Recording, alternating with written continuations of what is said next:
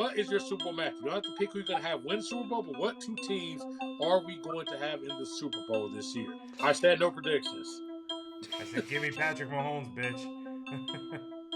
I said no predictions, ho.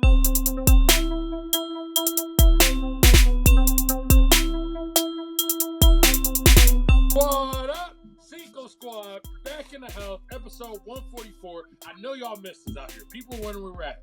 Unfortunately, we didn't get to do our live show. Prayers out to everyone in New Orleans who was affected by that situation. They did the right thing in moving the game, so we had to move our show, which is, it is what it is. Sometimes things are bigger than that in sports, so here we are. We're right back at it. I didn't get to highlight y'all too much after Christmas time. Anybody receive any interesting Christmas gifts?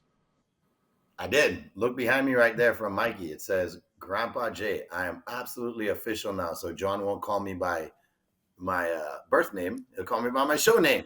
Just right friggin' there. That is your birth name. Right there. Can't mess it up. We got him so drunk. I got an interesting gift, too. We got him so drunk on New Year's Eve, we changed his name. Yeah, so I got an unexpected gift from Santa Mike, it was really dope. He got me this Ohio State replica stadium. So, yeah, it was a definitely really dope gift. Didn't expect it. Came home and saw it randomly on the stairs, and I was like, I thought I got all my Amazon packages already delivered. I'm like, oh, didn't expect it. So, shout out to Mike. Definitely appreciated that. Yeah, and I can't wear the gift Mike got me, fortunately. No, not here. What is it? Too small? No. No, I can wear it. It's no. It's not the PG. Cooper DeJean and it's the Cooper DeJean and Reed Blankenship shirt that says "Exciting Whites." Yeah, well, that makes sense. For the corners and for the birds, because Super Bowl champion birds. I'm talking about. Let's get it. Maybe we'll get a prediction later. More on that later. John's Super Bowl prediction. The Eagles versus who? We already know who he's predicting. So, moving on. More important things. Some of us still have actual college football to play. Mike, you have games. I have games. John has his PlayStation. Jay's moved on to college basketball. But big thing coming up here. Fellas, do this for me. Yep. We got 4 coaches here. We got Ryan Day. We got Steve Sarkisian. We got Freeman. And we got Franklin. Rank them 1 to 4. What is your confidence level? Mike. Well, of course, number 1 is Marcus Freeman. I'm extremely confident in Marcus Freeman. Number 2, I would actually have to say Ryan Day. I think big-time coaches. I think he can coach up.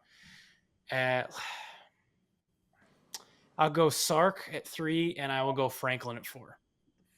Mostly because we're playing them. 2 wins. John, you seem to disagree. What's your confidence ranking? It's definitely Sark, Freeman, Day, Franklin. And that is Jay? How it goes. When your job's on the line, I think you are coaching your boys up, and this is bigger than just a game right now. So give me Day at 1, Sark at 2, Freeman at 3, just because Notre Dame's pretty excited to be in this situation, and Frank at 4. Day at 1? Yep. Wow, you must be. Bro, they took care of the number 1 team pretty handedly too. You're a little more confident than me and Ryan Day. I'm confident in my Buckeyes, but if we're just going coach confidence ranking, I would go Sark 1 because he really hasn't done anything to make me not believe in him. Day 2 because he's done enough to make me not believe in him on certain weeks. I'll go 3. I'm going to go 3 Marcus Freeman, and it's been well noted many times. Yes. I do not believe in James Franklin. Well, James Franklin on my list is number 13, so. You trust the offensive coordinator. He's outside the college football player. I'll put some coordinators in front of him. Or I was going to say, or are you more confident that Kalen DeBoer if you just dropped him on a team? I don't even know if I rank, out of the 4, here, but, Freeman really, you got to give the guy fucking credit. He came to Notre Dame and put kind of changed the persona of Notre Dame over the last decade. Obviously getting him to here, if I'm Notre Dame, why the hell am I going to join a conference at this point? You're going to make the playoff. Who cares if you get – your goal is to win the playoff. Regardless if – now you see the momentum. You see 5, 6, 7, 8 are all playing because they've had momentum going into the playoffs. So why the hell are you going to go join a conference? If they make the playoff, and I've said this 5 times to Mike, they will not – if they make the playoff every single year and do exactly what they're doing right now, they will not join a conference. at the end of their contract or whatever he keeps saying. When NBC is giving you $80 to $100 million to broadcast your games, why you don't? Why the fuck would you? And you're making the playoff, you're competing, and if they get to the national title game and they compete in that, there's no reason to. And if they win one of them, you can call it a day. They're not gonna. Oh yeah, they win it if they win. I don't think they're joining a conference regardless because they're just so damn stubborn. What if they're forced to do it though? I don't think they will be forced. I don't think you can force them to do it. I mean, the NCAA doesn't have any. Force them. You can force their hand in the sense in the college football playoff and say, hey, you're not going to make it. But I don't think they would do that because Notre Dame's brand is so high. Right, but if you get enough brands where you can replace them, it's not going to matter. Who's going to replace them? UConn? You can't. No, the other brands. The other brands, all the SEC and Big Ten teams. Florida, Bama, they're not going to replace the brand of Notre Dame. Notre Dame's still a top-ranked brand in the country. Come on, guys. Don't be Notre Dame. Don't be ignorant. Top. It's a top brand in the country. It's a big time brand when it comes. It's a big time brand when it comes to football. But these other schools are creating a brand around a lot more than just their sports programs. Like it's bigger than that. It's a top school in the country. Right, it's a top school in the country. But if the committee thinks they can get a good playoff without them, they'll do a playoff without them. No, I don't see that. But you're saying they would put a rule in to do a playoff without them? Because I don't see them putting. I don't think it'd be a rule. No, you just make a rule where you can only make the playoff if you're in a conference. That's making a rule against them. But that would literally be targeted. That's literally what you said. Look, we know we're going to East, guys. It's going to end up being just like NBA. UMass too. We're going to East West, 2 power conferences, top 8 from each.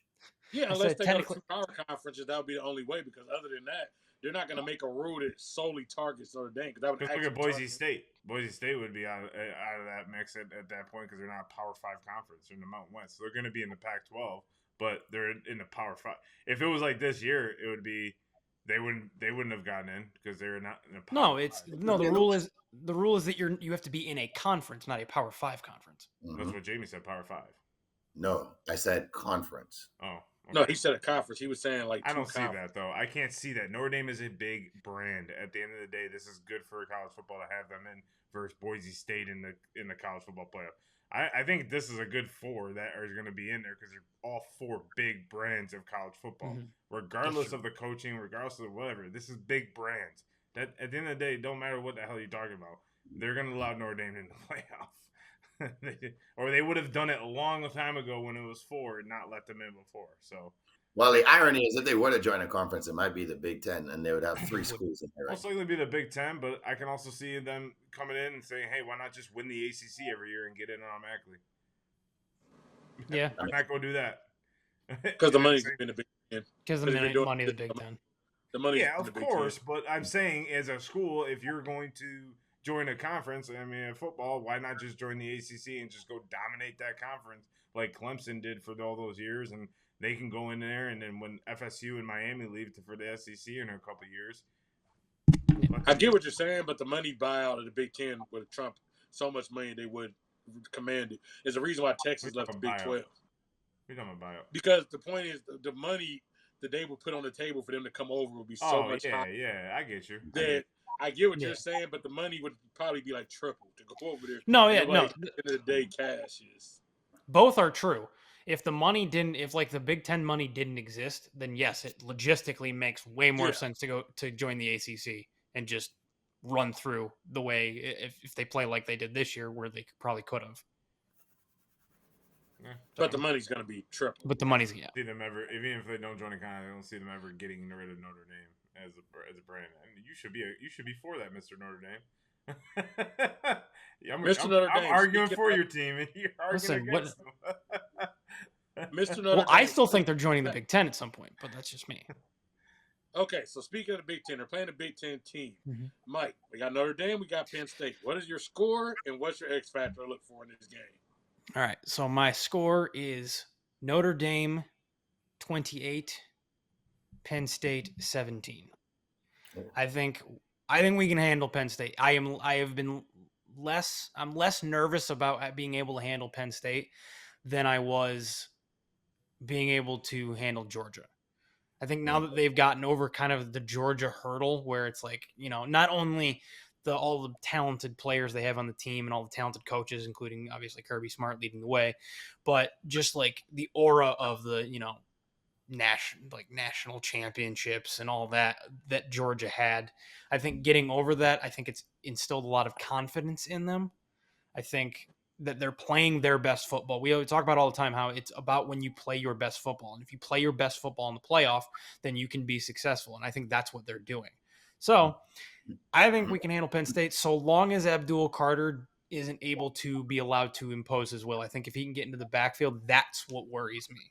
Is just if he can get to Riley Leonard and or the running backs and stop them in the backfield and they can't generate that run offense, that's when Notre Dame will have an issue. Jay, how do you see this going down? I think first to 24 wins, so I have Notre Dame winning 24-20. Like at some point, hopefully our sake, we see some action in this game. I think it's going to be a pretty slow first half, and then the game picks up. But we know both teams want to control the ball. We know both teams don't want to take any risks. So I could also see the game being such where it's going to be in the teens. But if I'm gonna stick with that score, just like we saw last week, Notre Dame won because their special teams seems like we're prepared. Isn't that Freeman's specialty, Mikey? And he's sort of like a special teams guy. That's how they won the game. Yeah, that's how they won. That's how they won the game. And he's not necessarily he was a defensive coordinator, guy. but as far as having all of his guys prepared, that's his specialty. Yeah, so I kind of see that. Prepared. If you have all three sides of the ball ready to go, most teams don't. So I'm clicking on all cylinders right now, and I feel it's almost like overdue, right? You guys had a shot so many years ago and you did nothing with it. So it's almost like he's telling them, like, look, guys, it was wasted last time we had this opportunity.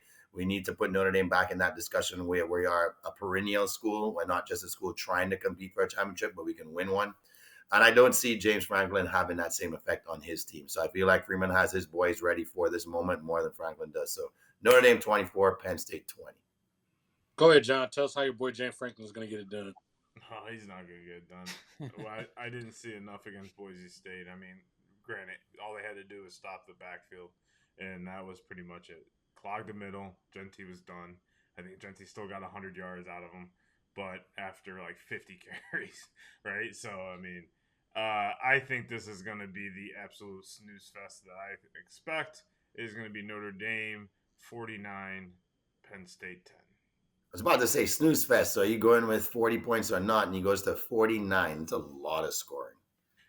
Notre Dame proved to me against Georgia. Georgia's a top-ranked defense, and they put the hurting on them in special teams. They're a top-ranked special teams team in the country. Kirby Smart does not allow that much of mistakes to happen on the defensive side, and Notre Dame caused that. I don't think Riley Leonard is that great of a quarterback, but I think he executed in very high level. The key to the game will be their running game. The other key will be special teams. If they can take one to the house, which I think they will, I think it'll just be a snooze fest. It'll be like when I went to the Orange Bowl a few years ago to watch Georgia just beat up on my boys. It'll just be like that again, and it's just going to be one after the other after the other. And by the time the second half comes on, I'm going to be watching a new season of something. So, Trey, blowout or slow out? No, it's going to be slow. I don't see 49 because I just think ultimately it's going to be a lot of running on both sides. So I think this is going to be a low-scoring game because I just don't think that we're going to have a lot of massively explosive plays. So I believe that Notre Dame is going to win 20-17. But like I said, I'm saying something along the lines of neither quarterback throws for over 150 yards. The game is literally starting, at 7:30. We're done with this game by about 9:30, 10 o'clock because everybody's just quickly running. The clock's just constantly going. I think Riley Leonard makes a couple big plays with his legs. Ultimately, I don't trust Franklin. I actually think Penn State has X factors like Tyler Warren and those guys, and they got the running backs. I just don't think James Franklin, when it's all said and done, I'm not trusting him. Until he proves me wrong, I'm not trusting him. I will give James Franklin a shout-out for one thing. I'll give Marcus Freeman a shout-out for one thing, which I do appreciate. We don't get this too often. Ain't too many black coaches in Division I football. We got two of them in the same game. So we will have our first black coach coaching for a national championship one way or the other. So shout-out to those fellas for one or the others making history in a way. And so that's a shout-out to both of those fellas for that. But sorry, Franklin. Just don't trust you. It is what it is. Let's be real. Come on, all the four of us know it. the national champion is coming out of the other side anyway, so it don't matter who the fuck wins this game. Okay, so national championship preview. And that's coming as John from said, look behind my head. Look behind my head. You see that blue, and I'm saying it. I'm sorry, but your boys are playing probably the best football in. So what's the score? What's your X factor in that? Texas versus Ohio State, John. Oh, it's definitely that kid, that younger, that kid that should be in the NFL draft this year, Jeremiah Smith. He will be the X factor in that game. But I'll do a secondary X factor. I think Jack Sawyer, my cousin, he will be the X factor in that game. He will have a pick in that game. I think he'll just be a terror against Quinn Ewers because that offensive line for Texas looks absolutely atrocious. So I'm taking Ohio State 40, Texas 22. Jay, how you see it's going down? Is Mr. Ewers going to do anything? Or is he going to crumble and put Arch Manning in?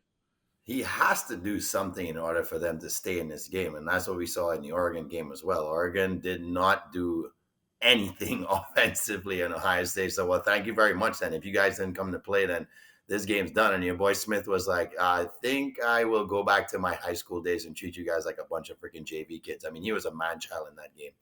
Texas has a much more talented roster than Oregon overall, I feel, on both sides of the ball. Sark did a great job at building a team that can compete. Remember last year they were in this position and they didn't show up. So you have to figure that something's up here, right? You can't go there 2 years in a row and kind of shit the bed for 2 years in a row. So I think we got a very competitive game, extremely competitive. But I think Ewers ends up doing too much to try and get his team back in the game because I think Ohio State just kind of keeps taking the lead every time Texas kind of catches up or gets a little bit ahead. I think they always have an answer for them.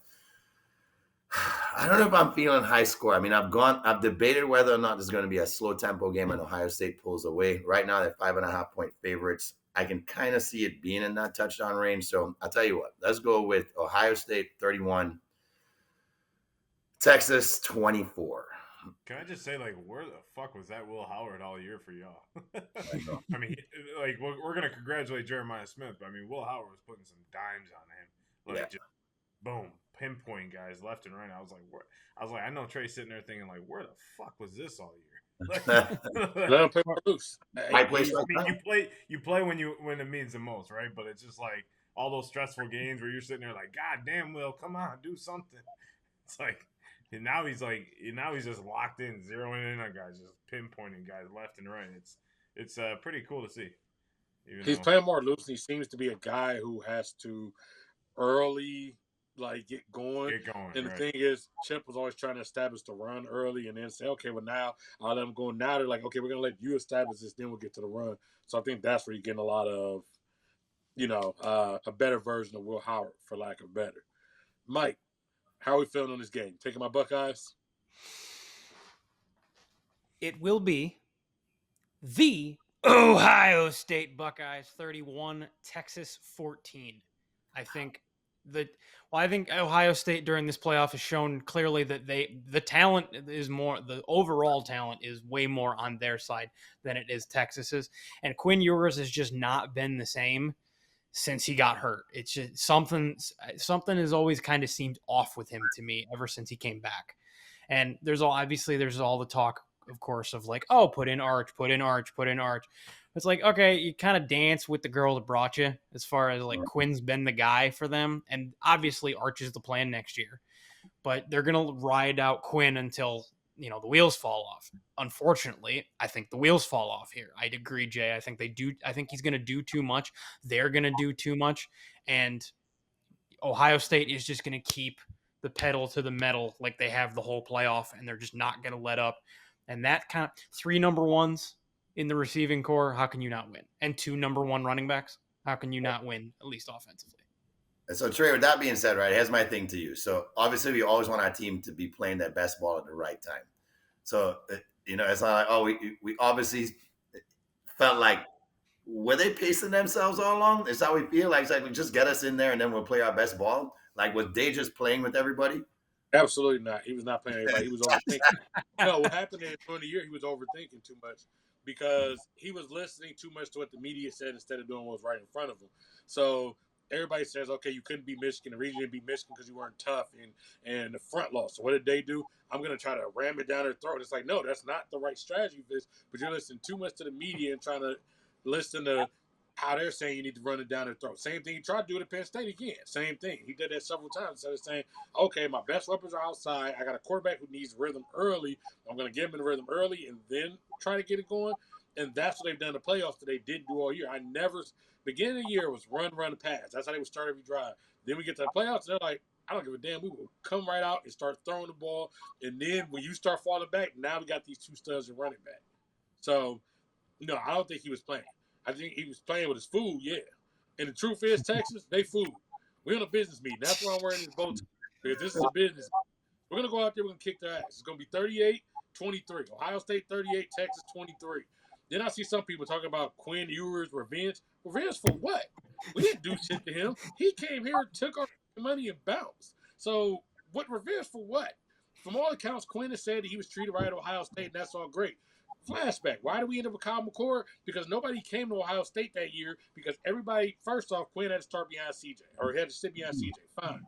Then nobody comes to Ohio State to play quarterback because they're like, I'm not going behind that guy because he's supposed to be the guy. So then we end up getting stuck with Kyle McCord. So if anything, we need fucking revenge because he wasted a fucking season of our life because we were short quarterback because nobody came because we were sitting there with McCord. X factor of the game, of course, everybody says Jeremiah Smith. That's my nephew. I expect him to be an X factor. But don't sleep on Emeka Ibuka. I'm expecting about 5 catches, 120 yards, and a touchdown. On most teams in the country, Ibuka is the number one option. But on this team, he isn't because of Smith. So if Smith starts to get shaded coverage, Ibuka's going to be open. Expect big game for Cardinal Tate. Same reason, because everybody's starting to shift over there, and Cardinal Tate again. That's our number 3. On most teams, he is a 1. So, yeah, I handily expect him to walk right into Texas, kick their ass at home in Texas, and then I expect us to come right back around and do it again next year because our first game of the year is against Texas. We're going to spank that ass now, and everybody want to call for Arch. Don't worry, we'll spank his ass next year to start the season while we're hanging up our championship banner the first week of the season. Well, so that's how it's going to go down. So all of us, right? So all of us have gone the same way, right? We all picked the same. We all picked the same. It's number 8 versus number 7 in the national championship game. I got one thing to say. Is like, see, this is exactly why we keep talking about throughout the season of the 12-team playoff. It's kind of ruining the regular season because, I mean, honestly, that Michigan loss don't mean shit right now, right? So it doesn't mean anything other than pride, right? I mean, yes, you learned a lot about your team. Don't run the ball against one of the best defensive lines in football, and they are the one. But all 4 of them are getting drafted this year, and all 4 of them are going to be top picks. So it's like that's exactly what Ohio State did. And they're like, the open 5 corners were out against Michigan. They never threw it once down the field, and then they did it one time, and then they finally scored it. So I think it goes to show that the regular season don't really mean shit. Just get yourself in the playoff. Play good enough to get yourself in the playoff and do your damage there. So I guess the question bodes, does it matter? Like, would you rather have a solid season, not play in the conference championship, get that extra couple weeks off? Well, you asked Miami the same question. It mattered to them. I think Miami got shafted. I don't think they're probably the top 12 best teams. But I think they got shafted for a team to be in the top 10 all year and then all of a sudden just get ousted. It's like, did we really have the 12 best teams this year? Did we? No. Did it really matter anyways? That's the problem. Not really. I don't think so either. I think once you start getting to 12, Bama would have got smacked. Like, it wouldn't matter. Yeah, I think they would all got smacked up anyways. I really don't think it. So you can plug and play all you fucking want, but I mean, I don't fucking matter at that point. But that's always my thing about when everybody complains about the 12 team to get in. Same thing we watch NCAA basketball. Oh, this team should have been in the bubble. Man, they probably gonna get smacked up anyways. Y'all act like the 68th team in the fucking NCAA tournament was about to go out here and run the table. This ain't fucking movie. This isn't Hoosiers. Not the table. That's not how it's gonna go. So 16. Unless it's Syracuse, apparently, because they seem to only play better when they're somehow not rated. I'm like, they got to play Villanova. Oh, win. Virginia. Yeah. Win. Gonzaga. Win. Okay. They got to play Cleveland State. Lose. Okay. Like, wait, what? Right. Yeah, because apparently Syracuse is the only team that needs to be a double-digit team to somehow function in the NCAA tournament. Mike, though, there was something you said you had on your mind about this college football playoff. Yes. So we talk about kind of how with the advent of the 12-team playoff, it's kind of created some chaos, and it's made it kind of a crazy season. It's one of the crazier seasons maybe we've seen in a little while. But let me take you guys back to the craziest season we have ever seen in college football, and that was the year 2007. The following things made 2007 the craziest college football season ever. All of this happened that year. Nick Saban arrives in Alabama. Little do we know how good exactly they're going to be under him. Get this one out of the way now. Michigan loses to Appalachian State. Notre Dame starts 0-5 and finishes 3-9. This is following some flirting with the BCS National Championship the last 2 years. Illinois upsets number 21 Penn State, number 5 Wisconsin, and number 1 Ohio State, but then loses in the Rose Bowl to USC. I remember that. USF and Kansas are both ranked number 2 during the year. Kansas even beats Virginia Tech in the Orange Bowl. Led by Heisman finalist Colt Brennan, Hawaii goes 12-0 and makes the Sugar Bowl, where they eventually lose to Georgia. Finally, number 1 and number 2 lost on the same weekend 3 times after not losing on the same weekend since 1996 that year. Yeah, mine started off. I remember running home for that game and coming home from football practice. I'm like, God damn it, Mike Hart. Well, at least, Ohio State made the national championship game. Yeah, I was going to say we ran the champions again. We just, lost to a two-loss LSU team. Yeah, I remember that was the Juice Williams year, but that was a memorable year. Like, I remember a lot because that was the Juice Williams year, and I actually, one of my teammates from high school, I'm not going to shout his name out on here, but Ohio State and Illinois get into a fight at the 50-yard line after the game. One of my old high school teammates just got to Illinois to play linebacker, and he's like one of the first people you see fighting if you go back and look. Oh, nice. Yeah, you see him fighting at the 50-yard line. So good times there. I do remember, though, back in 2007, my guy LeBron was still rolling, right? And I know y'all saw that crazy dunk he had last night. And then Jay brings to my attention that his boy Cooper Flagg went out and had a crazy dunk. Jay, LeBron's dunk or Cooper Flagg's dunk? Who had the better dunk? All right, so there's the deal. I'm in the gym with John, and then the number 3 of top 10 comes on. I'm like, John, look at that shit right there. And then number 2 comes on, and you're like, what the hell am I seeing? And then Trae Young hits the half court shot, right? So pretty good top 10, number 1, 2, and 3 are pretty emphatic. But how can you not give it to the king, changing hands over a 7-footer, one of the better blockers in the game, where Cooper Flagg's supposed to be doing that to everybody. He's supposed to be putting people on a poster. LeBron ain't supposed to be putting 7-foot young centers on a poster at 41, changing hands in midair. That was ridiculous. Now, Cooper's was more emphatic. LeBron's was more impressive. I think they're both more emphatic, but I gotta give it to Cooper. I mean, he's just putting a stamp on his legacy of number 1 overall pick. He's just showing I mean, who he dunked over was 7'2" for Pittsburgh, the Twins. Like, it's impressive as fuck what he can do with the ball. Move with it I think he's 7 foot or close to it. He's about 6'9". 6'9", 6'11", but still like that. See him move the ball and get up court and then just basically just come up and just hold it here, right? And it's like, what the hell is this dude? I mean, LeBron's was crazy. I mean, he switched hands and dunked it. I was like, oh wow, that's different. Flagg's game is so complete. You're right. Flagg's game, he has a crossover step back jumper that's unstoppable. The guy is so ready for the league right now. It's unbelievable. He still has to play a year because he would be tearing it up. Allow these kids to go to the league from high school. Stop with this bullshit. Same with the NFL. Cut the bullshit. Just let him go. No, or your boy should not even be at Ohio State. Or make the G League so competitive that people want to go to G League games. How about you do that?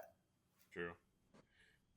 No, I mean, I would ultimately, for me, it was LeBron. Of course, I'm biased here as a LeBron guy. Shout out to Cooper Flagg. It was a hell of a dunk, but LeBron switched hands mid-air. I mean, we always had to highlight Jordan switching hands on the layup. LeBron just put a spin on it. He switched hands and said, I'm still dunking. And, of course, I know we had to say it 8 million times, but the man's fucking 40, man. Like, like Derek Lively was, like, not even born when LeBron got in the league. Like, that's like the craziest. Wait, hold on. And he hustles back and gets the steal on the inbound as well.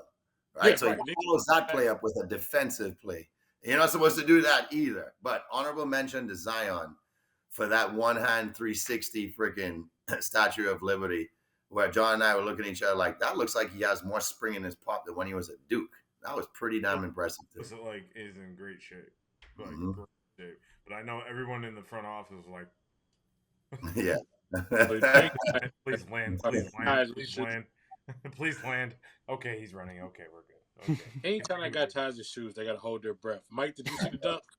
Yes, yes, I saw both dunks. Out of principle, I have to pick LeBron because no, I'm not picking a Dookie in any debate. Get him, But- Mike. But I mean, both were very impressive. But yeah, there is something to be said about the fact that LeBron's was done by a 40-year-old. Like a 40-year-old is not supposed to be able to do a quarter of the shit he does. So shout out to him. And yeah, Cooper Flagg is about to terrorize the league for a long. Well, time out right now. I think Jay could have done it at 40. Fuck that. I'm putting Jay over. I was dunking at 40, but I'm changing hands on a 7-footer. I can Not you, changing Jay. Yeah, Hey, you versus LeBron one-on-one at age 40. Go back in time. Let's go. I guarantee it. You were a diesel. Now, how far does your time machine go back exactly? I mean, can I go back until I'm out of debt? Only if we all could. Is that right? Yes. Can I go back to like age 5 where my mom was making me sandwiches and shit? Yeah, let's just all go back to being 5 years old, and we can all just kind of hang out on the playground. If I was 5, so I'd be 45 when you're 5. If I can go back in time, yeah. Well, yeah, if we're all 5-year-olds, someone has to take care of us. Not it. You're the only adult around. The only thing you're taking care of is that That's always an interesting debate, right? Back to the Future. Would you go back in time or would you go forward? Back. Back. I don't want to see. I'm afraid of what going too far and what the future looks like. I know what happened back then. I ain't going back to that. Let's go forward, see what happens.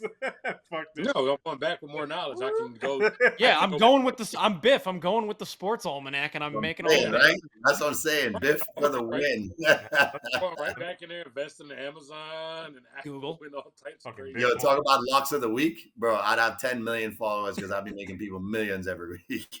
Yeah, I go back to invest in Bitcoin, put 100 bills on that. That's the guy who. Bro, I'd take my whole family's life savings and be like, trust me, we'll be good. Oh my God. Yeah, That's and it's gonna be the one cousin that doesn't believe you that's sitting there looking salty.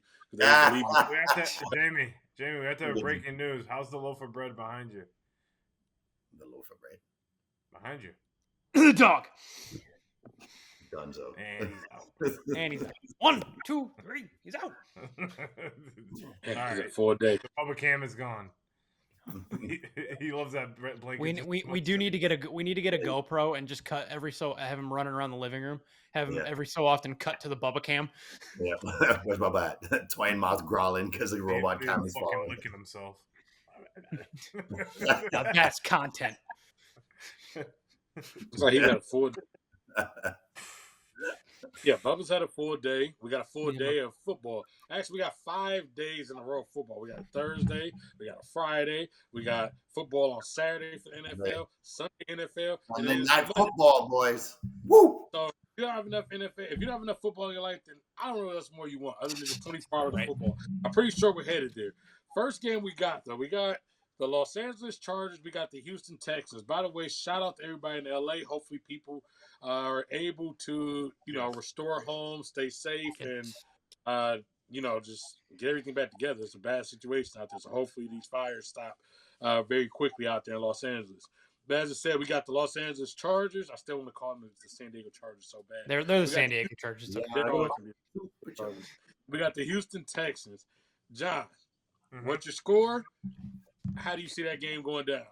I think the Chargers are going to win that game. The Texans have never looked like themselves since last year. I think they're still trying to find something. And when you lose a receiver like Tank Dell like you did last year, unfortunately that was a terrible injury that he had. And we all said, damn, guy can't catch a break, and just hoping that he's doing well. I think the Chargers are going to win this game. Ooh, nice catch. Chargers winning, I think, 30-20. I don't think it'll be too far out fetched. I think the NFL did it right in putting this game first. It's not going to be the most entertaining game. And Texans games this year, let's be honest, haven't been that most entertaining. So I trust CJ Stroud. I trust Will Anderson. I trust that team. I just think they're missing some key components that is going to yield them, tough things. And we're going to see Harbaugh will get the win, unfortunately. He should be with Michigan. Bastard. So for me, what I'm looking forward to seeing most is, can CJ Stroud finally beat Jim Harbaugh? Speaking of Harbaugh. Couldn't do it, unfortunately, at Ohio State. Now he gets another shot to beat him in an important game. Unfortunately, CJ, I don't think it's going to happen in this game. I got the Chargers 23. I got the Texans 20. I just think a lot of these injuries have just added up. I mean, when you lost Diggs, now you lost Dale. The offense already was looking a little bit iffy even when those guys were there. And, I mean, they go add Deontay Johnson for his, fourth team in a year and like that. I just don't think they're going to have enough. And I think what's going to happen is the Chargers, doing the hardball normal thing, they're going to run the hell out the ball. They'll go out there, they'll feed J.K. Dobbins the ball, and they'll play keep away. And I just don't think the Texans are going to have a lot of possessions. And I think the Chargers are going to be smart with their possessions. I don't think Herbert will turn the ball over. And I think it'll be low scoring. I don't really expect an entertaining game out of this. I definitely agree with John. I understand why this was the first game. It's a good time to go get your snacks and get ready. Maybe spend some family time because there's so much football that a lot of us won't be seeing our families for days. But maybe that's the time when you make an intermission, go on a date, maybe go out and see your children. Remember, folks, y'all do have children. Make sure you take care of your kids. The NFL doesn't care about our families because they literally got us watching football every day. Jay, what do you got going down in this Chargers and Texas game? Well, I think one thing to remember is Harbaugh planned on two things this year. That's protect Herbert, which they did by giving the ball to the running backs quite often. And Herbert's taking care of the ball. 23 touchdowns, 3 picks, which says to me that they're not going to do anything to make sure that he forces anything in this game. Houston needs turnovers to win this game, and it's just not going to happen. If it does happen, it's because Gus Edwards is going to cough it up and see that happen again. Hopefully Zeke doesn't come in and do that damn shit on the goal line. The Chargers end up having a momentum swing because we can see that shit happening too. But I think the Chargers defense is clicking right now. I think there he is. There he is. I was waiting for it. There he is.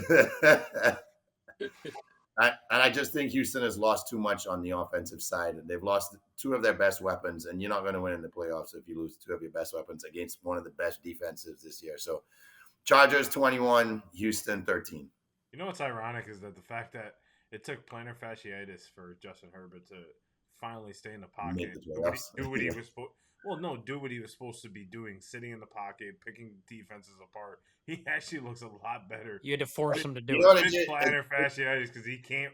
He literally because it made him not run from on his foot, so he has to sit there and he's looked great this year. Like he's reading defenses, he's moving around in the pocket, he's throwing guys, hitting guys downfield pretty good. I mean, shit, they may be like, hey, can we get this next year for him? The irony is Harbaugh loves him for his toughness, right? But I feel Harbaugh is more trying to make him mentally tough to say it's okay for you not to be the player you think you are. Do this in my system and we'll win. And he trusted him.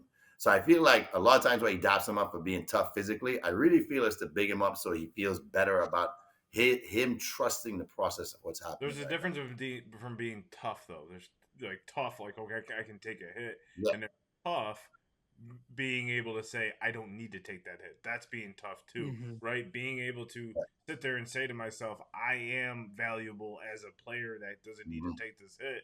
And I think, he's empowered him. And Harbaugh knows what it takes to be a quarterback in the NFL because Harbaugh played in the NFL in one of the hardest times with some of the hardest hitters in the NFL. So in NFL history. So it's when you look at he knows hey, if you want a long career, you can't be Cam Newton because Cam Newton had a great career, but you got to understand Cam Newton's career was only probably, let's be realistic, maybe 6-7 years without injuries. It was total probably I think 10, but 6-7 good years of Cam Newton. We could have probably seen Cam Newton for 15-20 years if he doesn't take those hits and has a guy like Harbaugh there instead of Ron Rivera saying go do your thing. I'm gonna support my players. Like, no, how about you pull him back a little bit? Yeah, wait a minute. Because Cam is just as good as I mean, I think Cam is just as similar to Justin Herbert if you had to put like NFL count. Well, the irony here is Harbaugh is dependent on Zeke Elliott and J.K. Dobbins, two Ohio State running backs. And this is from the era when he couldn't beat Ohio State, right? Those are the running backs who kicked his ass. Unfortunately, I think Dobbins might be out. Is Dobbins actually officially out? I mean, He's I know questionable, Edwards- but the ankle's a big issue here, so we'll see. They don't have to give him and reports. Edwards are both Friday. always fucking hurt. Him and Edwards always both fucking hurt. Mike, are you agreeing with everybody, or does CJ have a little bit of magic here? Yeah, I mean, so the beginning of the season, I was very high on obviously the Texans and CJ Stroud. I picked him to win MVP because I thought he would take that next step. Unfortunately, the offense, like you guys said, has never looked the way you expected it to, the way you expected everybody to take a next step, especially getting Diggs, where it was like, oh, they got another weapon. But yeah, Diggs is out, Dell's out. Mixon's had a great year, but we've seen before two guys, even if Stroud and Mixon play well, those two can't carry an entire offense, especially against this defense. I've got the Chargers winning 21-17. All right, Trey Day. We gotta go to the nightcap. The most important game for you this weekend. You're not watching any football all Sunday or Monday, so what do you got for your Steelers versus Ravens? I mean, so you got Steelers, Ravens. I mean, we've seen this matchup 4 times in the playoffs. 4 times in the playoffs, the Steelers have won 3 out of 4. We've had some classic matchups. The Steelers got their ass kicked and embarrassed a few weeks ago versus the Ravens. Russell's looked pretty shit. That's just a fact of the matter.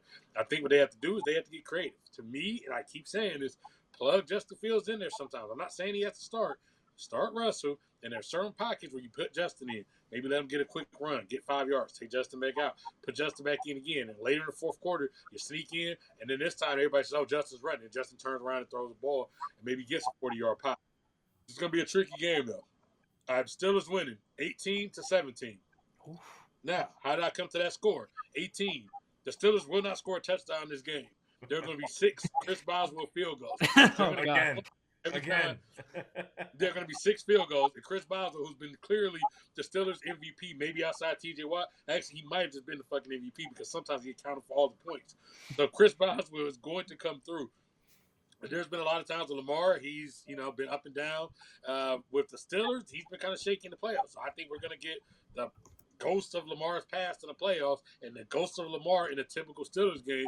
I think they'll do the typical Steelers Ravens, hard hitting, low scoring.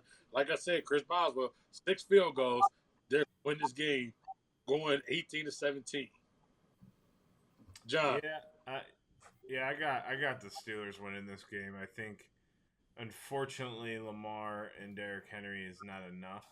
Zay Flowers is questionable. I think Rashad Bateman's questionable for this game. I don't know how bad Zay's injury is. I hope it's not.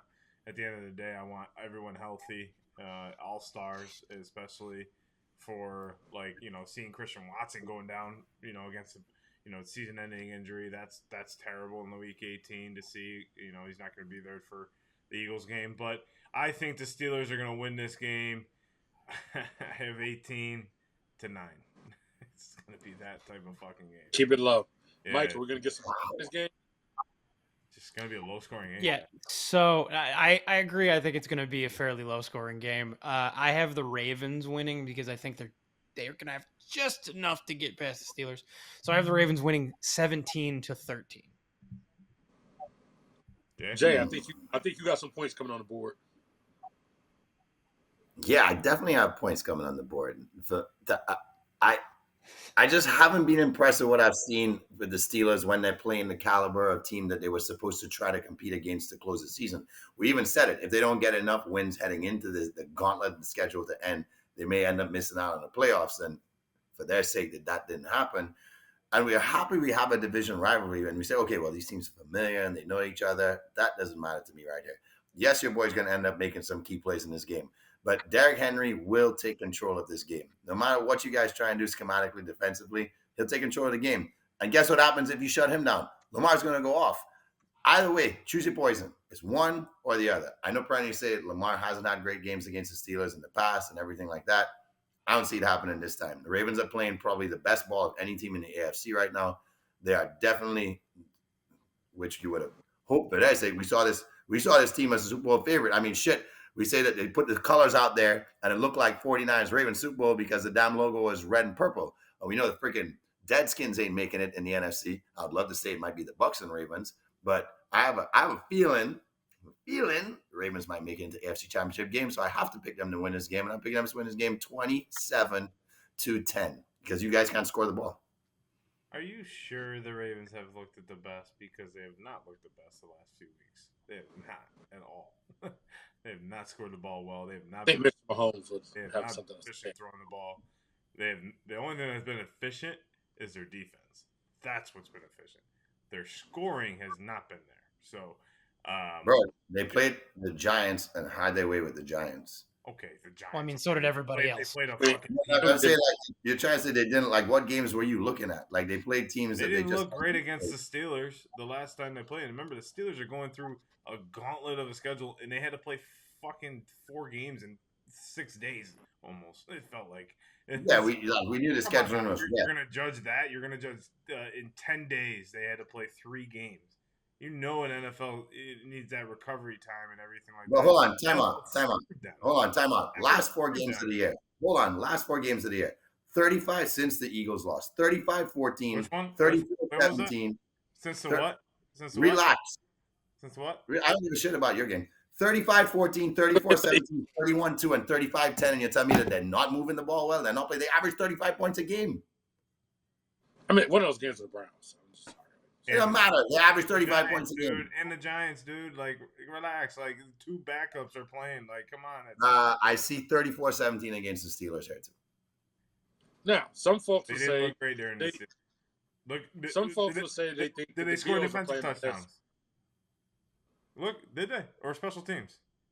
The not looking. offense had to finish it. The offense still had to make sure that they weren't doing anything to lose the game, and the offense does not look. So that you're saying they look bad, they don't. Moving the ball on the offense, you're saying. I'm gonna look to see if they move the ball on the offense during that game. Go ahead, Drake. Well, some folks will say the Bills are playing the best football. The Bills this week, they have to have a matchup against the Broncos. They've actually only played each other one time in the playoff. As many times these teams have played, it was in 1991. They played the AFC Championship game. The Bills won, of course, to go ahead and continue to lose. I was at that game. Your mom's belly? Yeah. No, seriously. Yeah, I said doing the math. I said probably. Yeah.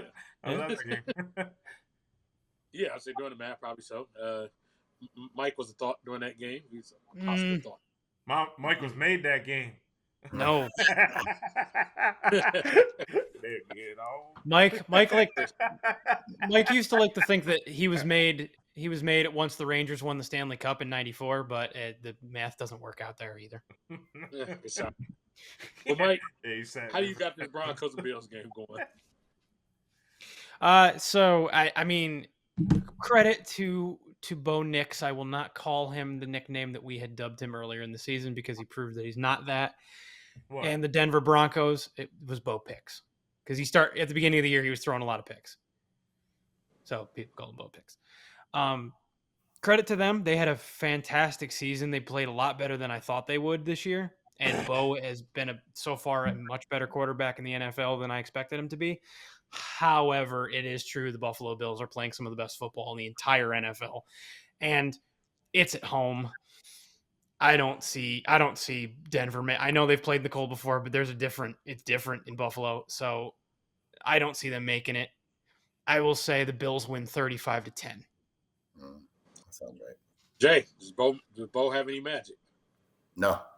It might look so in the first couple of drives. No. It might look so. But that will come to an end real quick. Look, the weather's probably going to be absolute shit. The fans are going to be so freaking rowdy. You won't be able to hear anything. That he would have never felt or seen anything like this before. And they just don't have enough. If the game gets out of hand early, they don't have enough, nor do they have someone in position to play with composure. And that is what is going to happen. I could easily see this game being a 34-3 game, and then a garbage touchdown at the end gives them 10. So I'll go Buffalo 34, Denver 10. Oh, I guess we all seem to be having blowouts here. I got the Bills kicking ass here. The Bills 31. I got the Broncos 13. The only shot the Broncos somehow have is if Josh Allen goes back to what he was those first couple playoff years where he was turning the ball over and all that happened. but I don't see that happening. I mean, the only other shot I would say is if somehow the Broncos maybe come out, get an early lead, and some of the demons of Bills playoff pass happen. But I don't think it's happening that way. NFL probably was smart putting this on as the 1 o'clock game on that Sunday because I just don't think it's going to be that entertaining. And then also you get a Bills Mafia chance to play at 8 o'clock at night. Now these folks have broke every table in Buffalo, and we just don't need it to happen. People need tables, and you give them 8 o'clock game, going to be tables and fires and all types of stuff. They can go do that after the game. Actually, they probably can go do it at halftime. I think this will be over quickly. John, it's going to be over quickly, or are we actually going to get an entertaining game here? Like, something internally just says that the Broncos are going to show up like the Vikings did in the regular season last year. Like, it's going to be that type of game. I just have this feeling that it's not going to be as blown out as everyone thinks it's going to be because, Sean Payton's been in this position before. It's not like we're dealing with a rookie head coach who's never played in Buffalo, or coached in Buffalo, I should say, who's never been there, who's never been in the big game, who's never won the big game. Right, we're talking about a coach that's done it, right? With probably one of the best quarterbacks to ever do it. I don't know. I have this internal gut, and I know someone's going to be pissed at me for saying this, but I think the Broncos are going to make this a lot closer than it should be. But I say that it's going to be the Buffalo Bills 35, the Broncos 32 in overtime. Oh, tight. Wow, really tight. I just have this feeling it's going to overtime. I hope you're right. I want a good game. Yeah, it's going to be like one of those games where we're like, fuck. Bo Nix has 200 yards at halftime, and it's like Josh Allen's doing like his Josh Allen thing, where I think after halftime, Josh is going to finally settle into his nerves. Because I agree with you. If Josh just goes and does what he's been doing all regular season, this could be an absolute wash, right? But the Broncos have a top 5 defense. They are playing very good on defense. And that top 5 defense gave up 32 points to the Browns, 34 points to the Chargers, 30 points to the Bengals, which everybody gave up 30 to the Bengals. So and Buffalo's apparently, I mean, if you're saying they're the hottest team in the league, then the offense is better than all 3 of them. So how do you stop that team from getting 30 on you if they can't even stop? A few weeks ago, and they're not even close to being a top defense. I mean, they put the scare in the Bills a few weeks ago. So it's like we look at the Bills like, okay, it's like, yeah, but we knew that game was like a game. Look, at the end of the day, we're looking at the team that we've seen in the playoffs before with the Bills, right? The Bills have been a team where, yeah, they look so dominant, and okay, and then they play this nobody opponent, and then all of a sudden it's like, what the fuck? It's the fourth quarter. There's 3 minutes left, and they're down 7. And now Josh is playing superhero ball. It's like, we've seen this before, and we've seen this in Buffalo. So don't act like Buffalo's the a-la kingdom or anything. It's not. It's not. So I hate to say it because I know my mom is going to be stressing like a motherfucker. And I know it's going to be a very stressful game, but I think it's going to be an overtime win for the Bills. And I think Tyler Bass is going to regain his name back in Buffalo. Instead of 5 right, he's going to go right down the middle. Bias. Back in week 1, John was a time. John was very stressed. There was a game in Brazil. The Eagles, they played the Packers. It was Eagles 34, Packers 29. John, are you going to be stressed again? Is this going to be easy? Is this going to be a blowout? How are your Birds going to do versus the Packers? It just depends on who's starting at quarterback. Jalen started playing, started practicing. We'll find out on Friday if he's going to start. If he does not, the Eagles need to put in Tanner McKee. He is the guy. I do not want to see Kenny Pickett in the game. Tanner McKee is the guy. Kenny Pickett. No, we can give him back to. We're sending him back to Pittsburgh. No, you were like, oh, this isn't bad. And I told you, I said, no, this is terrible. No, and I told you, I was like, he's a backup. It is what it is, but it doesn't fit the backup role of Jalen, who he is, right? But I mean, if Jalen plays, I think Saquon's going to have a huge game. I think he's going to go off. I don't know. I just don't see the Packers as dominant as they used to be, and they're losing. They lost Christian Watson. Jordan Love is hurt. A lot of factors are going against the Packers. And I think that game in Brazil was bullshit anyways because both teams were slipping and sliding all over the goddamn field. It was terrible playing on a stupid soccer field, football field, Jamie. Pitt. And Football. it's just I don't know. That game doesn't really count to me. I think this defense is looking absolutely incredible. Nolan Smith is absolutely terrorizing teams. I love him on the end, just playing there, and then also playing as an outside linebacker. We got Zach Bond, like my favorite player on the defensive side of the ball. He's an absolute menace as a Mike linebacker. So, and then we got our boy Cooper DeJean. Thank you, Mike. Appreciate you for always hyping him up like you did. I didn't have told any you, faith yeah. in it. Now I do. So I'm a big Cooper. Maybe we all did except for you. You were the only person on the I was the draft only show. person. I admit All it. three of I us were admitted like, it. This guy's slipping. I We all admitted it. And then Quinyon Mitchell, he hasn't given up over 100. He hasn't given up over 50 yards all season to a receiver. So it's going to be a tough battle for whoever's playing quarterback for the Packers. I'm going to say Eagles. Eagles. Eagles. 35. Packers 10. Okay, you're expecting ass kicking. I'm expecting you to be a bit stressed here. And I think it's going to come down. Jaden's going to play. I'm not really worried about if he's going to play or not. Trust me, he'll be out there. I mean, I think he is. I think he is. He practiced, but it's going to come down to you got two quarterbacks. Both when they really peak, they're both really good, but both have shaky times. So I think we're going to get a couple of turnovers on each side with the quarterbacks. They both have good running backs there. So you got Josh Jacobs, you got Saquon. I think Saquon's the better back, so I think Saquon ends up becoming ultimately your X factor. I think a worst case, if Hurts starts to struggle, he at least can go get his legs involved, especially with this injury. I don't know how much we're going to get Jordan Love's legs involved if need be. So I do believe that the Eagles are going to figure out how to win this. I just think it's going to be a close game. I think it's going to be one of the better games of the weekend. I expect the Eagles to win 27, Packers 20. Mike, is Jordan Love playing? Yeah, he's playing. He almost went back in the fourth quarter of the last game. When they had a shot to score, they showed him warming up. And they said they probably would have, but they were on the fence because they almost had a chance to change their seating. So he's gonna play. Right. What percent? That's to be seen. I want everyone playing. I don't care because I don't want any excuses. Oh, he didn't play. No, I want everyone, and I'm all about that. I'm like Travis Kelce on the New Heights. He's like, bring everybody to the team. Let's go, everyone. Mike, your boy Saquon, is he going to the second round? Yeah, unfortunately for me, I think he is, so I get to keep hearing it even more. I think the Eagles are clicking a lot more than the Packers are. The Packers are, obviously, everybody goes into the playoffs banged up. Like, nobody's 100%, but I think the Packers are a little too banged up, losing Christian Watson, not really knowing exactly how good Jordan Love is going to be as far as, like, if he takes – and this is possibly one of the worst defenses he could possibly play post-injury because – they're going to be all over him, Nolan Smith and Zach Bond and all those guys. So I'm going to say the Eagles win 27-14. Jay, Jordan Love's been your boy. Jordan Love has been my boy. Unfortunately for Jordan Love is not coming into this game looking like a quarterback that can win a playoff game on the road. On top of that, you're playing the best passing defense in the league this year. By leaps and bounds, they're the best secondary. And the pressure that they're going to get pressure on the ball. Now, that means Jacobs has to have his best game of the entire year. Can he do it? Probably. Eagles rush defense, mid-pack, about 12th or so. So what's going to happen is Green Bay's going to lean on Jacobs for quite a while. And then they're going to hope that Jordan can open up the game a bit. When he does that, Jordan tends to just chuck it up every now and again.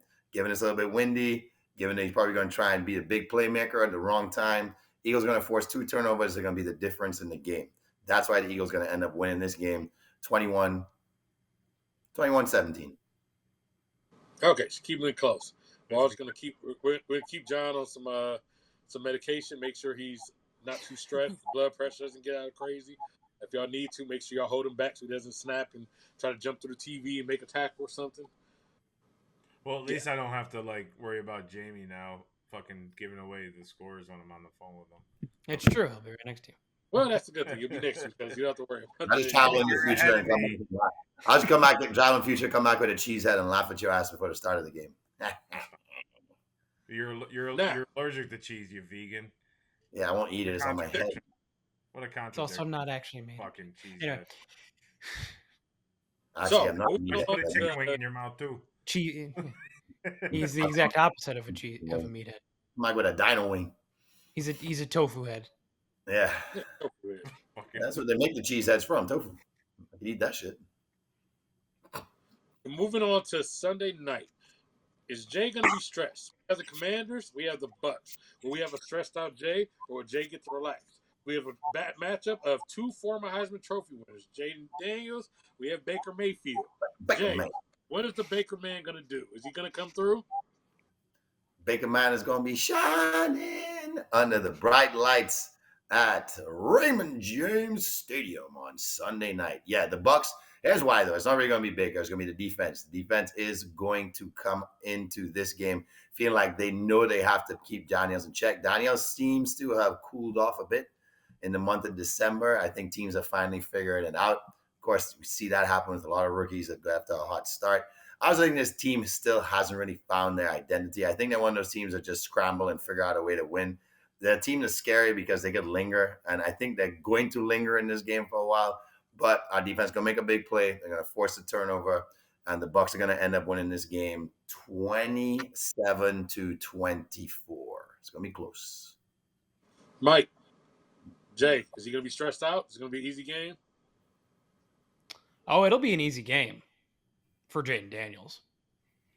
Yeah, sorry, Jay. I think you're gonna. I don't know if you. I don't even know if you're gonna be stressed. I don't know, because I think it might get out. It has a potential to get out of hand enough that you're not really stressed for most of the game, because there's not really a lot to expect for most of it. No, I think the Commanders are riding this wave of we weren't even supposed to be anywhere close to here, so they're gonna play with a lot of energy. The Bucks had to play just to make it.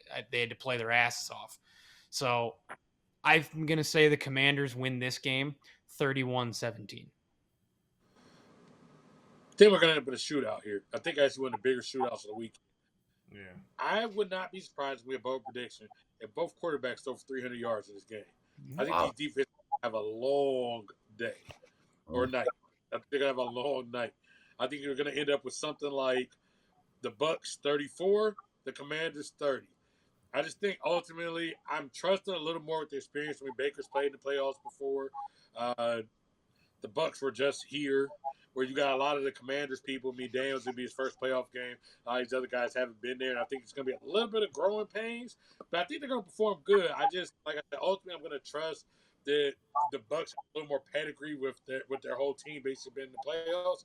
But long day. I think the defense is going to be like gasping for air, and I think it's going to be a lot of big plays in this game. John, Yeah. are we going to get a snooze fest here? No, I think it's going to be an entertaining offensive game that Jay likes to see. You know, it's going to be like 75-72. No, sure. Wow, I love it. Wow. Jeez. So just no defense is going to be Basketball. played. He likes basketball scores in a football game. He don't like defense, so I love defense. But I just think fucking teams can Todd move the ball. Todd Bowles has been here. He's done it. He's beaten teams where he's been underdogs against.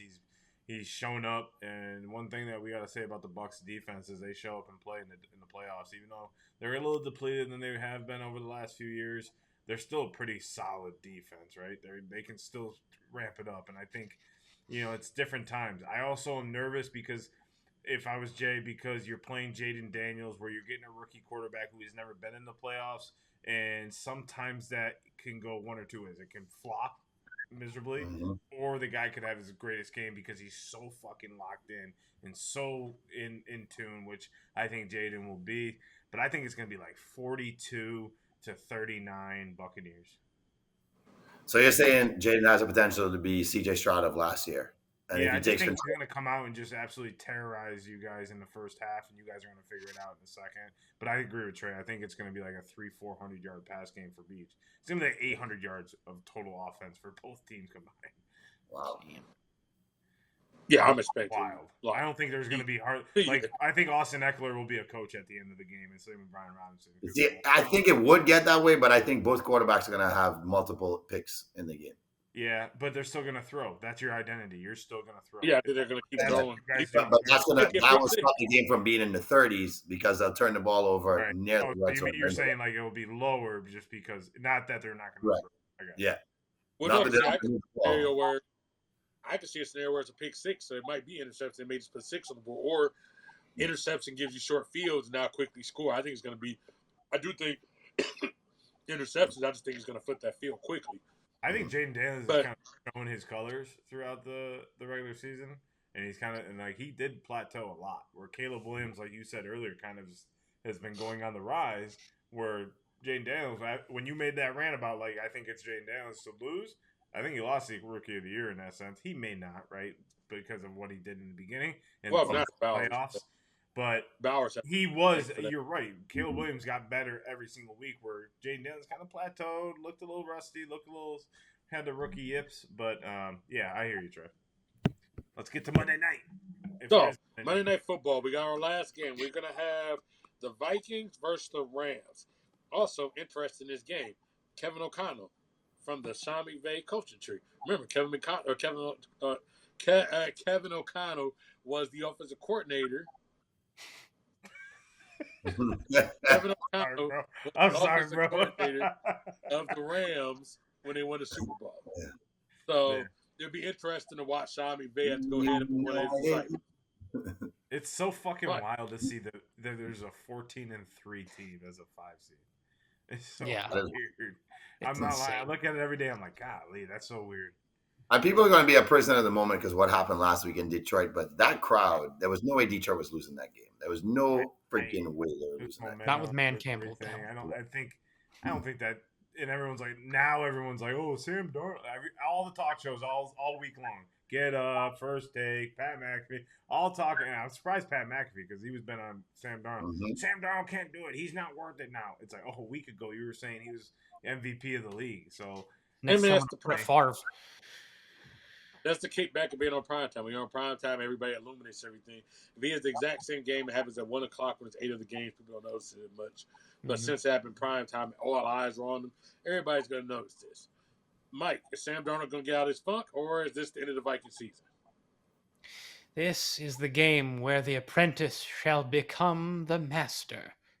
Yes, Sam Darnold, led by Kevin O'Connell, who seems to have unlocked the potential that the Jets thought they had when they picked him 3rd overall. I think, plus, you gave this man also confidence and one of the best receivers and possibly the best receiving duo this season in the entire National Football League. Yeah, I think it's going to be a good game. This might end up being the best game of the whole weekend, which I think is probably the expectation of why they're putting it on Monday. So I think the Vikings will win this game 34-28. I don't think so. Okay, how you got it going there, John? You don't think so? I don't know. I can't. I'm sorry. I've been riding this for the last 5 years. Sean McVay is one of the best coaches in the NFL, if not number 2 behind Andy Reid. He is the most smartest coach. He is the most methodical coach. He has probably one of the top 10 greatest quarterbacks. Not top 10 greatest, but Matthew Stafford, yardage-wise, is up there in top 10. Hall of Famer. But top 10 yardage-wise quarterbacks. I mean, Matthew Stafford is still a great quarterback in the NFL. He's still showing that he can get it done. He's still got this guy named Cooper Kupp that is pretty solid of a receiver. And then, to sideline what Mike just said, he has another guy called Puka Nacua who is pretty solid. And then you have another guy called Kyron Williams. Lock alert. Lock alert. Puka Nacua. As you said that name right there, ladies and gentlemen, before we get off track here, here's your lock of the week. Only at 89.5 yards, and I'm liking that you said his name because he's the guy more than Cooper, and that's Milo Cooper Kupp, but he's the guy to say he'll have over 100 yards in this game. Lock it in, ladies and gentlemen. Take the over for Puka Nacua yards in the game. All right, sorry, bro. Go ahead. I'm used to you interrupting me. It's all right. Asshole. So I see the Rams winning this game 35-31. I just think that the experience with McVay, with Stafford, with this team, they're still great players on that Rams team. They've shown over the last few weeks. It's like, okay, maybe it's not the Rams, but they're in the playoffs, and I think they're similar to the Bucks. They're a completely different team once they get in the postseason. So, and they took the Lions last year to the last minute field goal win, I think, right? Didn't the Lions win on last minute? Close. Yeah, it was a close ass game in Detroit. So I mean, I think now it's home. Stafford gets a little more comfortability. I mean, I hope it's going to be home. I don't know with all this I would say it lock. might be Arizona. It might not be there. It might be. I think it's going to be Arizona. Levi. Arizona is where they're going to move it. Arizona's Arizona. the Okay, so even so, it's indoors. It's in comfortability. So I just see the Rams winning this game, and unfortunately putting the Vikings out again, like the Giants did a few years ago. Jay, does your little Cooper Cup, does he come through? I don't know here. I mean, what's disappointed me is how Matt Stafford has really almost just looked his age all of a sudden in the month of December, and I was hoping that wouldn't happen. I love that this team had a lot of momentum going into December, and I thought that they could be a kind of team that could really kind of upset the cart, meaning a little shake up with Detroit if they got another rematch in Detroit. But I think it's going to end up being a rematch with Minnesota and Detroit. We heard Man Campbell say it to O'Connor, I see you in a couple of weeks. It was almost a measure of respect, knowing that he's in the conference. He wants to see the conference do well. I get that. Hey, John, I agree with you. McVay's a genius. We know that. Problem is, you could be a genius all you want. If your quarterback isn't doing what he needs to do, then you're not going to win a playoff game. And here's the thing that they actually have going for them. What do you know about home games in LA? The road team fans end up being the ones that show out more. Maybe because he's fires now, yeah, about 500,000 people in there. It's like, let's go spend a week in Arizona and let's go out there and support our team. So it might work in their favor where it might feel like more of a home game for the Rams now for that sake. But I think the Vikings have a very bitter taste in their mouth not showing up for that game. And I think they're going to use that energy, take that energy into wherever the game's being played in Arizona and beat the Rams. So it's going to be really close. So it's going to be the kind of game that makes you feel like one of these teams, this last team that has the ball wins, is going to end up being the Vikings. Are the Vikings winning 29-27? This Vikings team, that Vikings-Lions game reminded me of the Bills-Dolphins last year. Felt like whoever took that win was going to have momentum going into the playoffs. The team that didn't, because it meant so much. It meant so much to the Dolphins to win the AFCs. It meant so much to the Lions or Vikings to win the NFC North that I feel like they're so depleted. Because they put everything they could into that game and all the energy, all the focus, and it's like, fuck, we're 14-3 and we're the 5 seed. It's like the same thing with the Dolphins last year. I think they were like 4 losses, and they were still the 5 seed or something like that. Well, that problem is they had to go play in freaking what? It felt like negative whatever. Yeah. But you knew they were not going to beat the Chiefs, regardless if they played 95. Yeah, everybody knew that. Yeah. But yeah, so Trey Day, what do you got? I can't believe we just went this entire discussion and there was an omission here. Okay, I don't get me wrong. It's a fun receiver matchup. We got Puka, we got Cooper Kupp. So we're going to act like Justin Jefferson ain't in this game. We're going to act like Jordan Addison ain't got something to say about this. And that right there Mike mentioned it. I mentioned it. That was like 20 minutes ago now. No offense. after everybody else went on their Cooper Kupp and everybody else were fucking all type of things. The point is, they got 2 good receivers over there. They also have Hawkinson, who's a hell of a tight end. They have Aaron Jones. They still have a good running back. Okay, so they got Kyron Williams. So when you look at that, well, I just named you right over there, is a really good offense. But you know what else they got better than the Rams? They have a better defense than the Rams. So when I'm all said and done, I'm going to trust a team with a good defense. The defense does travel, a good defense. And those type of weapons, I'm going to trust them over the Rams. I didn't like what I saw from the Rams going down the stretch. They didn't play the last game of the season, fine. But again, I didn't like the way the Rams season is. If you look right around November, it was like, oh, this Rams team actually had something to say. But what I saw in December, no.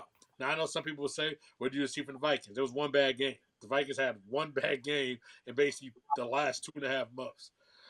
And even in that bad game, they still kept getting the red zone. If they could just figure something out in the red zone, then, hey, they actually keep that game a lot closer. So, another thing, too, is as much as everybody say put a lot into that game, really that game was over in the third quarter. So, the probably fortunate thing for them is it actually ended in the third quarter. So, they kind of got to draw themselves back late in the game. They didn't have this exhausting game that came out to the last minute. It was heartbreaking. If anything, I think it probably woke them the hell up. So, I'm going to go with the Vikings. I think it's still going to be a good game. I'm going to go Vikings 28. I'm going Rams 21. Cool. Before we do head out, though, because we're not going to be, these folks who come back later and say, I told you so. So we got to put it on wax. Everybody got to go round table. What is your Super Bowl match? You don't have to pick who you're going to have win the Super Bowl, but what 2 teams are we going to have in the Super Bowl this year? We'll go John. We'll go Mike. We'll go Jay. Then we'll go me. Okay, so it's going to be the Philadelphia Eagles versus the Kansas City Chiefs once again, and we're going to vengeance. Mike, Bitch. I said no predictions.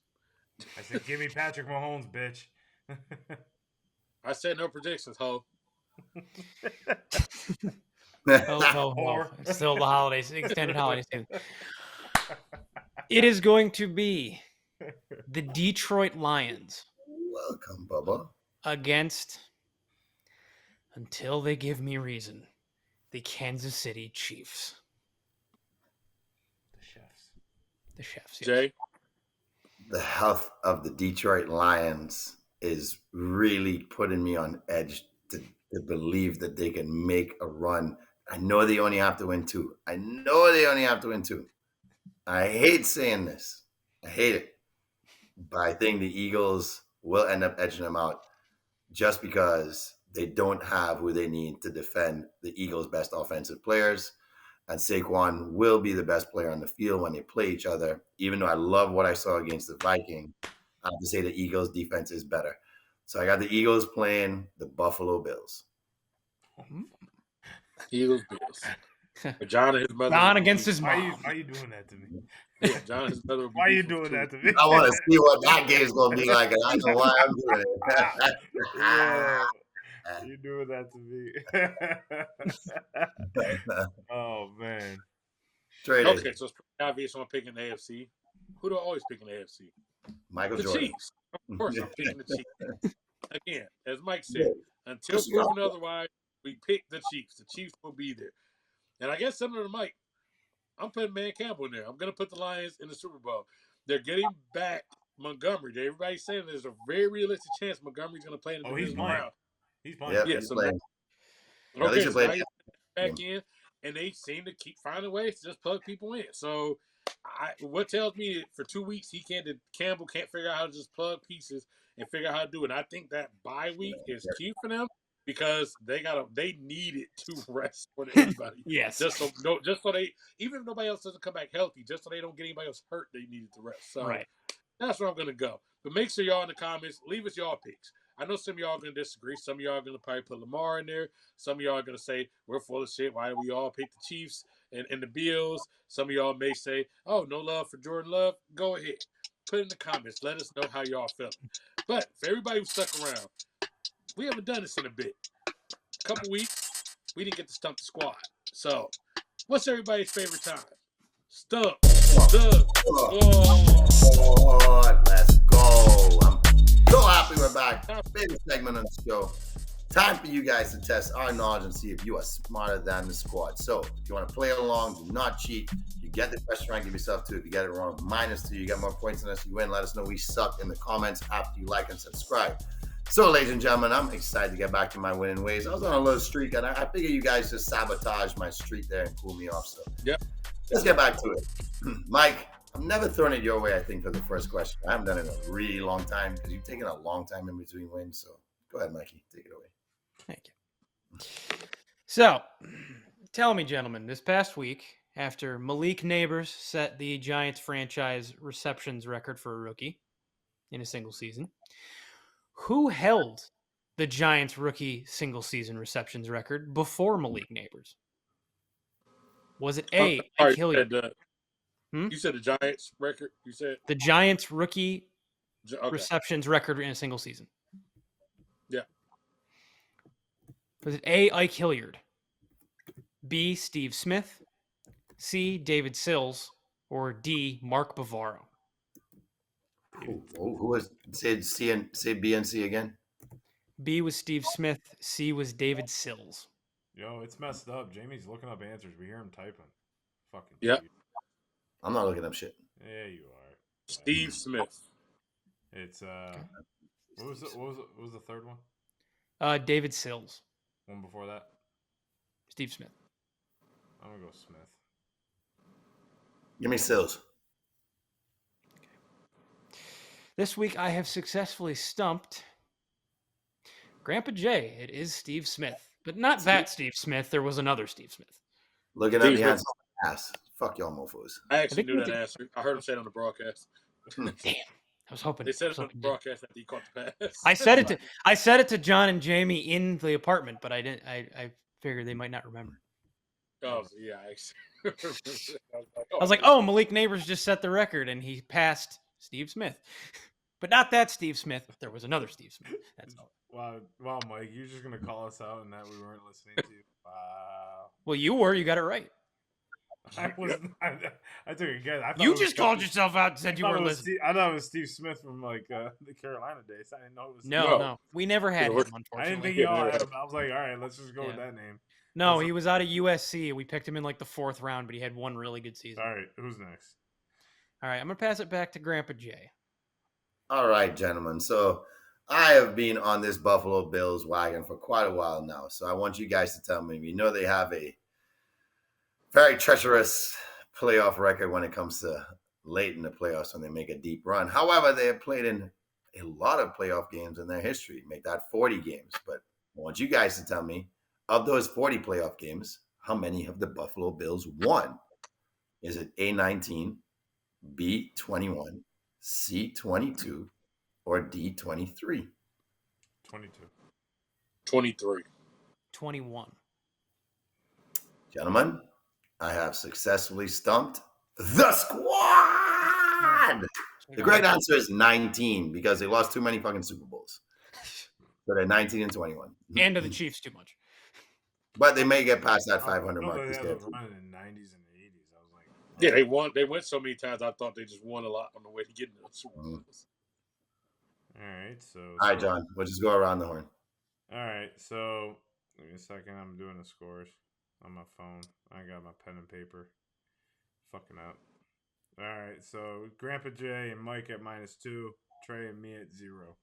Just so you Everybody's guys got know. a shot. So who was the last quarterback of Notre Dame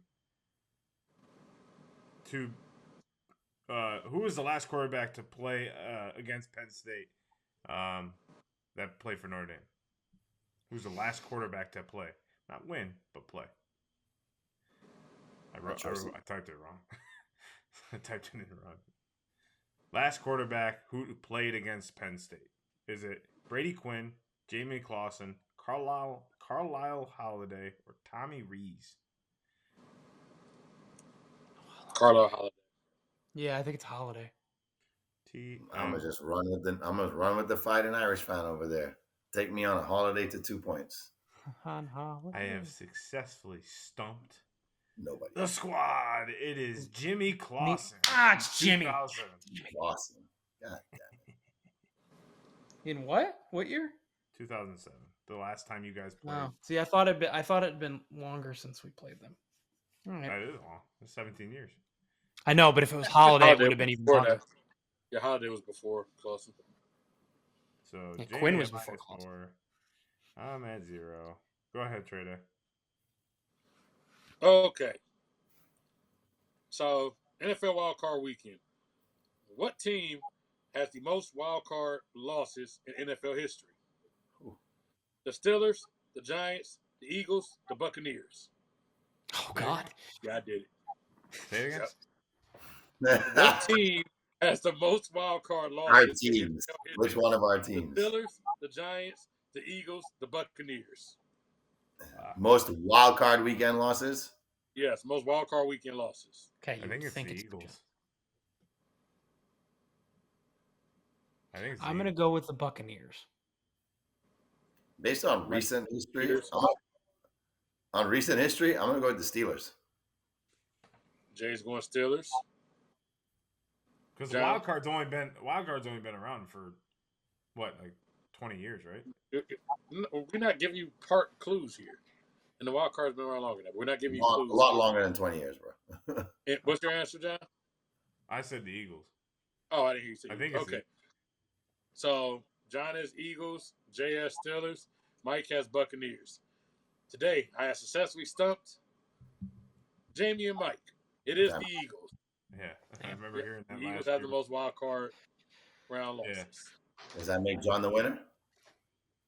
I believe so. So I believe- that makes episode 144 winner by talking about the Eagles losing. John. Well, they said it last year. I remember. You up, bro? Set you up. I remember them saying last year when we lost to the Bucks that like the Eagles owned the record. Yeah. I was like, damn, I didn't think we You lost. just like the Bucks for 2 of those losses in 3 years. Losses the wild card weekend. When did the wild card start? Like 90s? 91 or something. Yeah, like the early 90s. Yeah. So it's not that recent. It's not that old. 30. No, it's not. No, it's not. It's not like 50 years old, but no, it's not. I Like thought it was like It's looking been back around at your Steelers history, like Steelers. I mean, I was thinking about like Steelers way back. Now, what stopped me from saying the Eagles is all those conference finals you guys lost with McNabb. Yeah, but you got to think about all the years in between when we made the playoffs, just sneaking in with Vic and Nick Foles the first time, and then we lost in the first round to like the Saints or the Vikings or Falcons or something like that, some fluke loss or. Yeah, you also had to have been there enough, which they were there enough. Because Yeah. the thing is, if you didn't win enough, then you never got to the playoffs enough to actually be See, in that category. and that's why I knew. That's why I knew it was the the Giants. I knew it We've was. been there enough. I just knew it would be. Thing funny is, overall. and the thing is, when we have played in the wild card round, we've won the Super Bowl. Mhm. Right. So yeah, I guess that's true. But Other it was than funny that, to all of our teams there. Anyways, folks, we have a huge week coming up. We will have a lot more content. Yeah, we took a little bit of a hiatus, but we're back at it. So we'll be dropping videos. TikTok, Instagram, Twitter, YouTube, Threads, wherever the hell. You'll see us. We'll be a little bit of everywhere. Make sure you definitely do comment, like, subscribe. Cinco Squad Pod 05. That's all of our shows. So definitely interact with us. We'll be online doing a lot of the games, breaking down what's going on, talking shit with y'all, maybe clowning some of y'all teams. Maybe we'll be crying. Maybe we'll be celebrating. I think for the most part, actually all of us up here, we all have some stakes. Mike has his Notre Dame Fighting Irish. I have my Steelers and my Buckeyes. John has his Eagles playing. Jay has his Bucks playing. So we all got some stakes going this weekend. So we all will be very active. What are you pointing at? The The Eagles? Is that what that is? Yeah, there's an E An in eagle front of the right there above my head. I can barely see that above your head. I see a football. I can't see the Eagles logo. Which is quite fitting because I can barely see anything. Yeah, Yeah, on top of it. Big old head. It's a glare. Yeah, it's a glare on the sake of our. Donovan, Zeke. I don't have Zeke. anyone. Mika Zeke. and Grandpa J. Eagle Squad. But anyways, Alright, we out. make sure y'all definitely like, comment, subscribe. We'll be back next week. Cinco Squad out.